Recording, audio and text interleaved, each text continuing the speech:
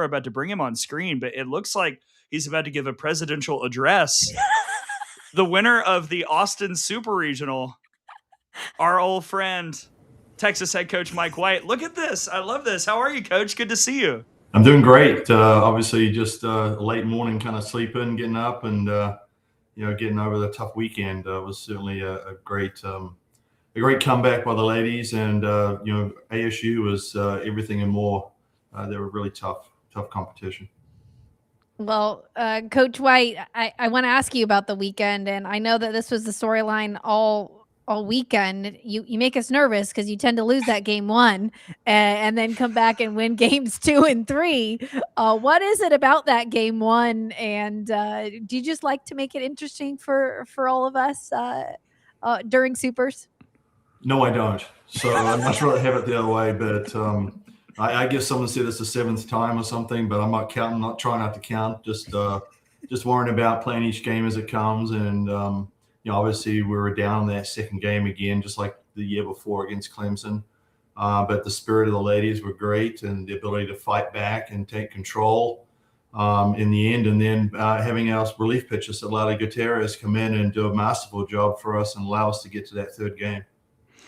Yeah, we've got to ask about the pinch hit 2-run homer by Hunter in game 2, because you're exactly right. It felt kind of similar to the way that Teagan was able to get out of that bases loaded situation against Clemson last year to come in and get the big hit late. A, what was it about the moment that said, this is Hunter's time, let's pull the card now? And B, how great is it to see someone who's kind of been in that role throughout her career once again come through with kind of the season-saving swing? Yeah, it's not an easy role to have, without a doubt. I mean, you've got to be. I remember a quote, something about being ready. You got to be ready to be ready. It's like something along those lines. And she was just ready for those moments, and we knew that as a staff, and we kind of keep telling her that, be ready, Vic. Your moment's going to come, and she cherishes those moments, and was able to get off a good swing, and I was just holding your breath to see if it had enough to get out of there, but. Just someone that just cherishes the moment and looks forward to it. And as defending national champions, this team has been to the Women's College World Series. They know what it takes to win a title.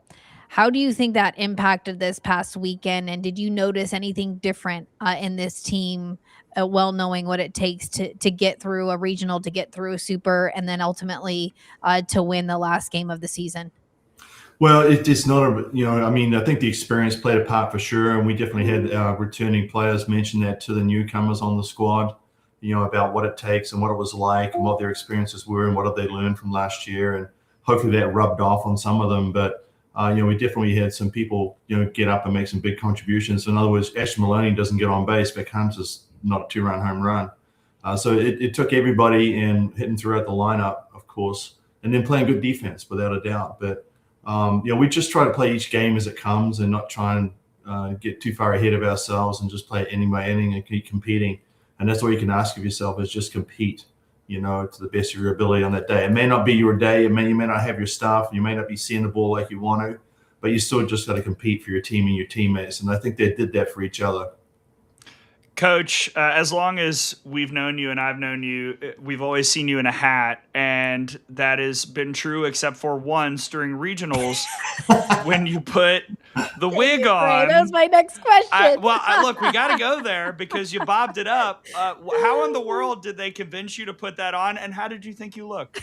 Caden Henry is really hard to say no to. I mean, just ask CDC. I mean, he talked to her, and he talked him into getting us a foreign trip this year. We're going to Netherlands and France. And so he was able to talk him into that, and then talked him into hopefully a trip to Hawaii. So, I mean, she is the masterful person at doing those kinds of things, and quite the personality. But it kind of reminded me back in the days when I was like 12 and 13 years old, and I had some hair, and it was a little bit longer, but not quite that long. Oh, my goodness. Well, a last one for me. I know that you'd played men's fast pitch with Aaron Earlywine and as well as John Bartfeld, who was across the way calling pitches and helping with that pitching staff over there.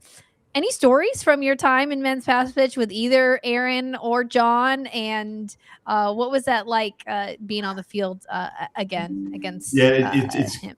it's kind of funny, matching wits with John. Where Aaron and I told me, what's John thinking in this moment? What's he thinking in there and doing? What's he gonna call in this situation? And so just trying to outwit each other. But John's always been a real thinker of the game, and great player. Was always analytical in his approach, and we'd always have some good words, and we'd have some good chats together when we played together briefly. But he was always a good guy to be around. And Aaron, I used to always kid him about the fact that he could always drop a bunt and beat it out anytime he wanted, but he always wanted to be the home run hitter. So I said, man, you got small man's disease. Let's get over that. Let's go. Let's get for the team. But he could hit. I mean, he could play some good defense. And again, a real smart guy as far as the game goes. He knows it in and out. Because you've been to the World Series a lot with Oregon and with Texas, how has your week of preparation evolved as time has moved on, as you get ready for that Thursday game and then a run in Oklahoma City? Well, it's kind of crazy, and I think it's something that the committee should look at, is the fact that we started our first game and Tennessee had already qualified. I think we've got to kind of get past that, and because it does it's a disadvantage playing on a Thursday. We were like Clemson; you didn't have as much time to get ready, and then you kind of go into it. And now they've had a couple more extra days to get ready and prepare themselves. So for us, it's getting travel organized and getting everybody situated, and what time you're going to get up there. We're going to practice tomorrow morning before we leave, and then get up and go to the banquet, and then you get your day of media, and then also practice. So there's not a lot of spare time to get ready for a Tennessee game on Thursday. So it's going to be a little more hectic than typically it was last year, because I think we had a little more time. But it's the same for everybody. You just go do what you need to do, and we're somewhat familiar with Tennessee. We didn't play them this year, but obviously they've got a great pitching staff. Their ERA is unbelievable for a team, and you could pick you talk about a three-headed monster. They've got one. So and of course they're playing well right now. And last one, Coach, how do you get ready for a Tennessee team? I know you just talked about them having an extra day, but what does this week look like for you and the Texas Longhorns, and when do you guys head off to Oklahoma City? Yeah, I mean, we're going to obviously do our due diligence as far as figuring out what one they do offensively, then what they're going to do as far as who they're going to pitch. Take a look at their pitching staff and what we're going to face.